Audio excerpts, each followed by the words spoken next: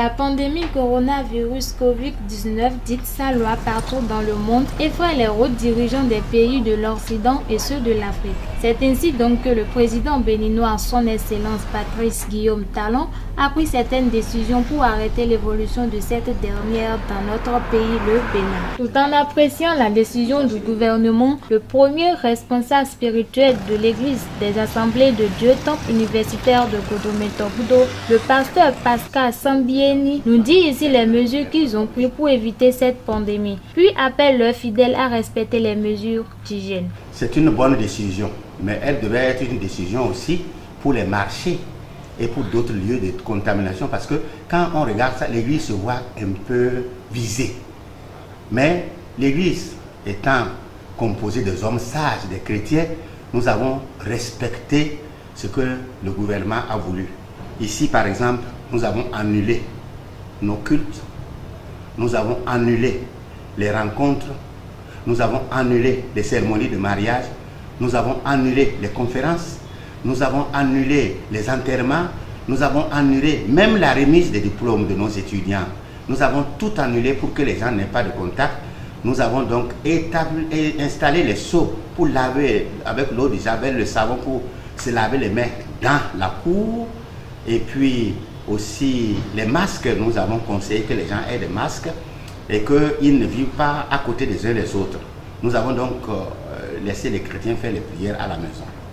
pour respecter ce que le gouvernement nous a demandé. Je crois que si j'ai un appel à lancer, l'appel est déjà bien compris, les gens respectent tout ce qui a été dit au niveau des autorités. Le président de la sous-région Godomé-Bé, le vénérable suprême évangéliste Jonas Dosso Alilé, est fier de la décision du gouvernement. Le dignitaire a une manière très spéciale de contrôler les paroisses qui sont dans sa sous-région, ainsi que les marchés de Kokotomé et environ.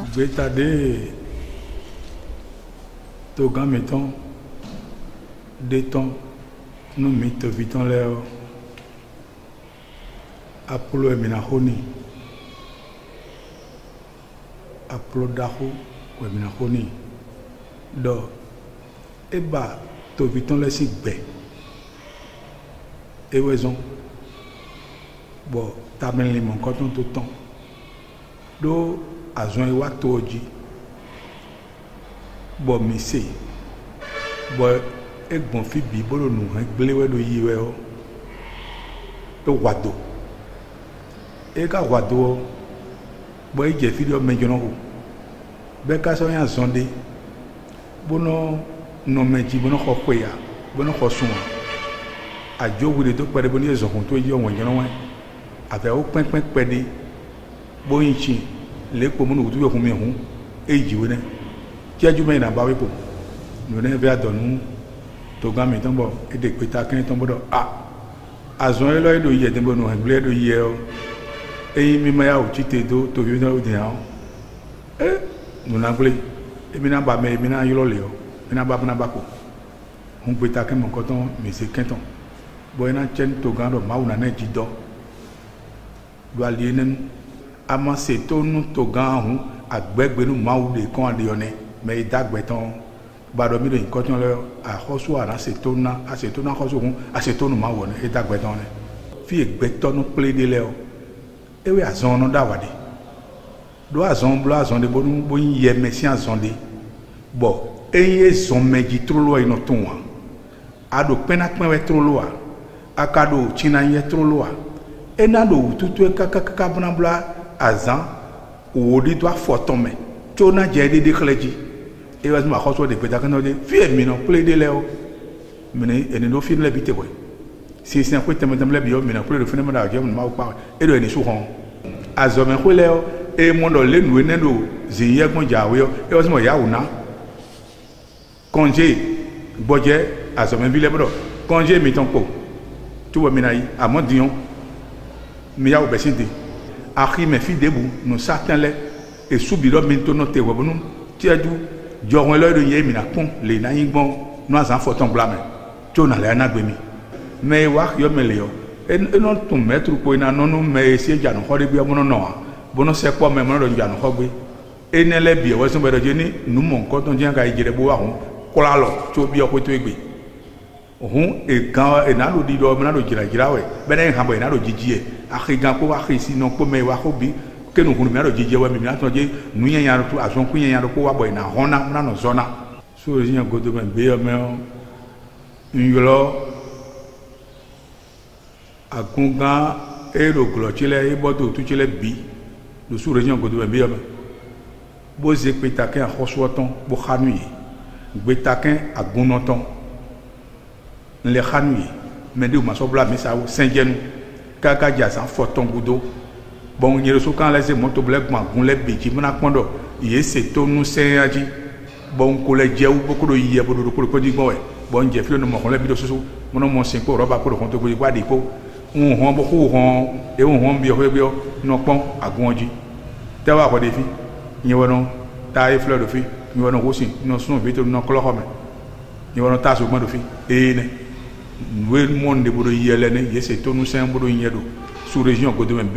Le secrétaire général de la Fédération des travailleurs de transport du Bénin, M. Rodrigue Agbossou, invite les usagers de la route à respecter les mesures d'hygiène exigées par le gouvernement et promet à l'État de respecter rigoureusement cette décision une fois qu'ils recommencent leurs activités. Nous remercions le gouvernement pour toutes les mesures prises, parce que ça montre que nous sommes en face d'un État responsable qui a très tôt compris et qui a pris des mesures. Et l'une de ces mesures est venue dans notre système de transport où il y a depuis le 30 dernier la suspension de voyage des grands bus. Et nous demandons à tous les Béninois de respecter ces consignes de sécurité parce que ça y va de notre intérêt sanitaire et de l'intérêt de la nation. Nous, acteurs du secteur du transport, représentés ici par la Fédération du Bénin, nous demandons au gouvernement qui peut toujours autoriser encore les grands bus de transport et les minibus également. Je vais venir au cas par cas sur les grands bus. Déjà, nous-mêmes, acteurs du transport, nous partons déjà les cache-nez, nous mettons des gels à niveau et avant que le passager ne rentre dans le bus, il doit mettre ces gels. Mais déjà, quand il vient sur le parc, ils lavent d'abord leurs mains avant de prendre leur ticket. Quand ils finissent de laver leurs mains, on leur met la solution, les gels, et ils se désinfectent d'abord avant de rentrer dans le bus. Mais avant de rentrer dedans, on leur donne le cache-nez. Et ils portent ça avant de s'asseoir. Maintenant,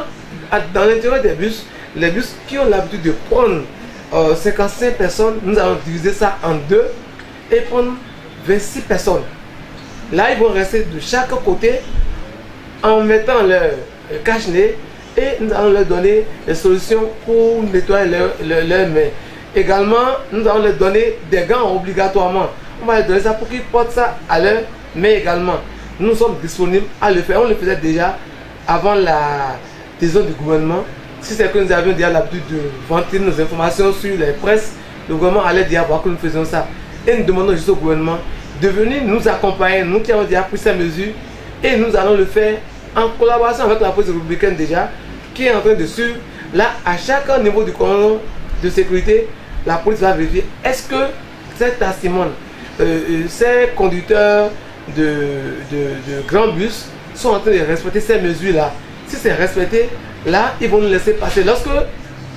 une compagnie ne respecte pas, là, on autorise le gouvernement à les verbaliser avec la dernière rigueur.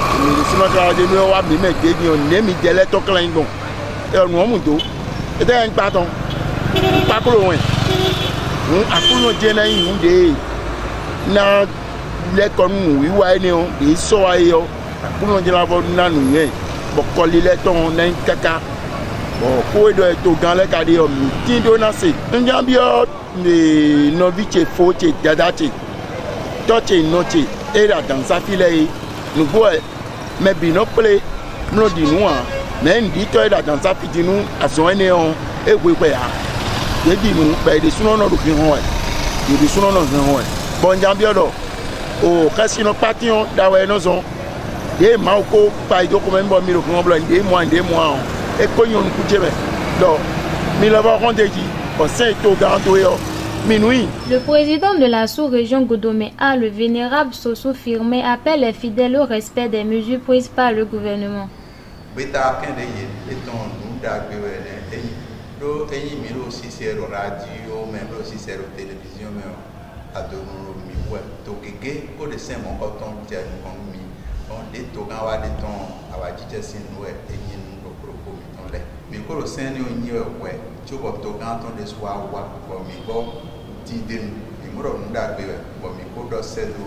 Chargé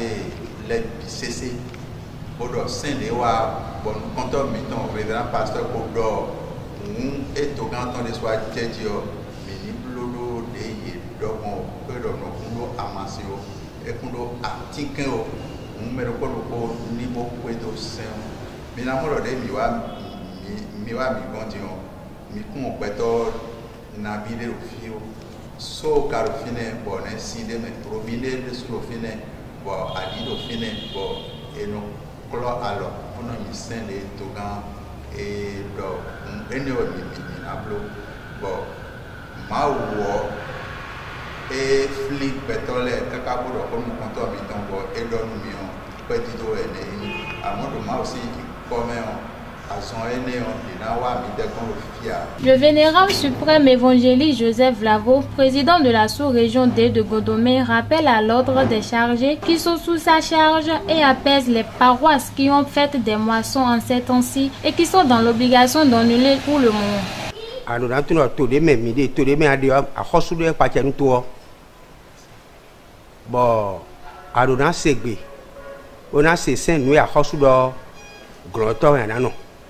Ado sisin togan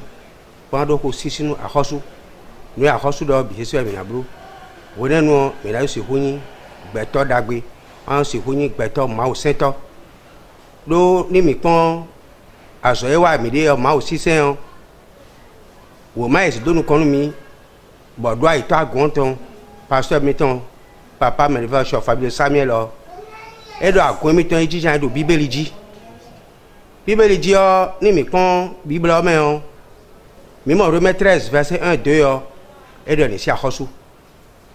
Mi là mon titre chapitre 3 verset 1 2 et donne dossier chez nous à Khosu. Mi mon 1 Pierre chapitre 2 verset 13 et donne et do ma au Saint Agnan à Khosu va dossier china. On mi gon fi bolo Bible nous comptons à Gonvi maman betole bi do de do Godomé de le gbokotole o yin do mo je meton do e do mo akosu do mo bo gan mi ton révérend de sou do ko se do mi on ne le bi o jere pede weyin o me do ko ni sesin no akosu po révérend gan mi ton po de si fodo azanga po do gbega do taji o me mi na do la ko ina tan le weyin me do ko dudule bon khoyo mi wa ne le wa je do asan ne le ji o indo wiwe mi do ala konjinu do ino te kon jire pere mejion na le na mi gbebo mi na le je ni wa mi ton le ji. Le premier responsable de la sous-région Godomé C, le vénérable suprême évangéliste Olig Berry Nestor, rend grâce à Dieu de Papa Oshofa et appelle ses fidèles à la prière, puis leur demande de fuir le péché à tout moment. Akun ko ma so fa ton mi to bini akun fi mi to le mi o du don je ni ma jamoro me ma jamoro ni fon jan we do ason kun ye lo ason kun de we mbo e ko wada yi kede dile mi do mo e ko wada yi e ka wada yo mi do nu do ma jamoro me bi ni fo bunu de ni sien bonu ni ka honu nyanya wi wa ni honado nyanya mewe tom nyanya mewe ma so bali ko ton do ko e jwiti sin filede nyanya mewe ka se nu bailo tin bra joko we kezo na hunya nyai ne o mi do bio le ni bio ko so kenu we kezo bi